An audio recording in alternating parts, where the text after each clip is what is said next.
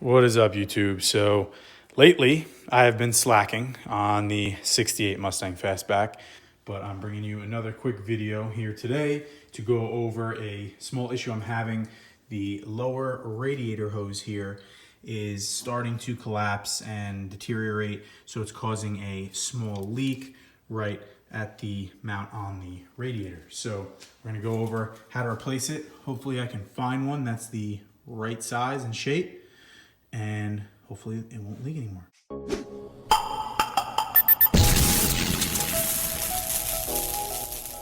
All right, so there's been a couple things that I've had to get fixed. That's why I haven't really driven the car. Like I said, obviously the radiator hose is leaking. I've got to put some diff fluid in the rear diff that's been seeping.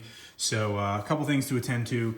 But basically here, I'm just gonna go over quick how we're gonna get this bad boy fixed. We're gonna drop the hose here. We're gonna let all the coolant drain out. We're gonna measure then how much coolant we need. We'll go pick that up. We're gonna bring the hose with us to Napa. Hopefully we can find a replacement, because obviously this has a 460 big block in it, so it is kind of a custom style application. So hopefully we're gonna be able to find something, and I will drop part numbers below, because I know I do have a few subscribers that have a similar car.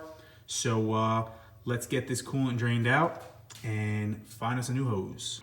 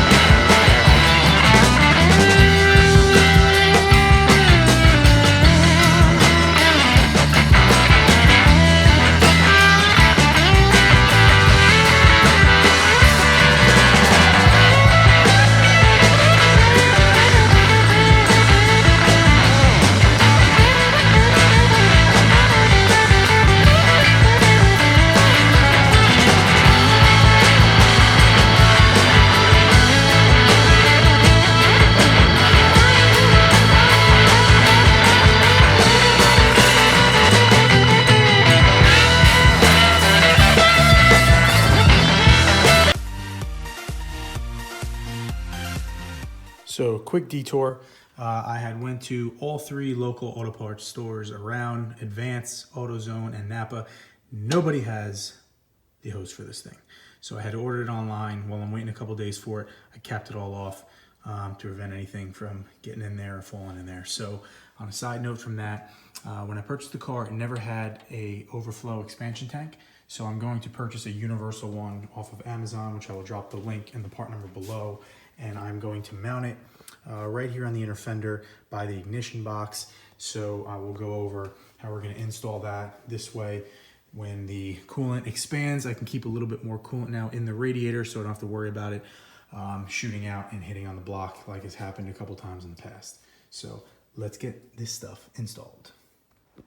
So after much searching and a lot of trial and error, we finally have a new hose installed on this 460. So I located a Dayco Flexi hose saved the label here for you. The part number is 81361.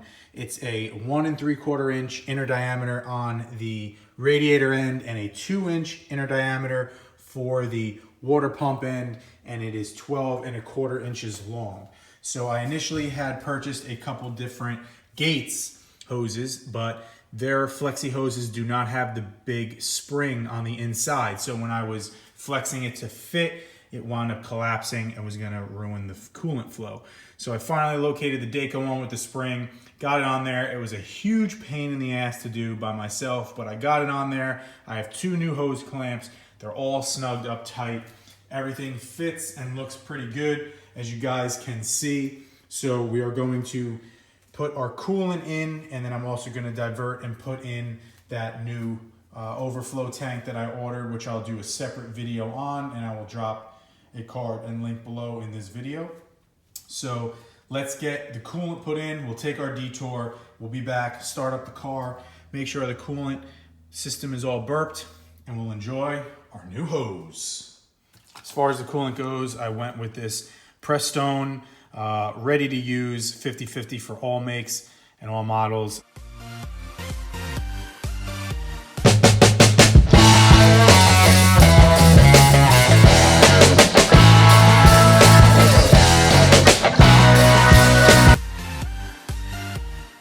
So we have about 5 quarts of antifreeze in the radiator right now. Got the cap on, we're gonna put our new reservoir on, and then we'll be back, start it up, and top it off if it needs any more.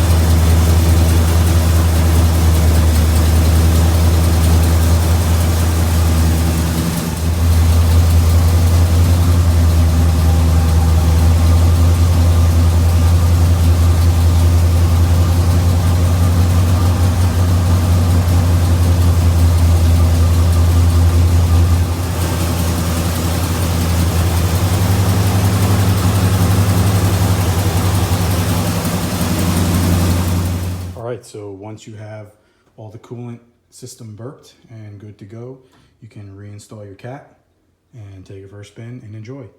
Thanks for watching, guys.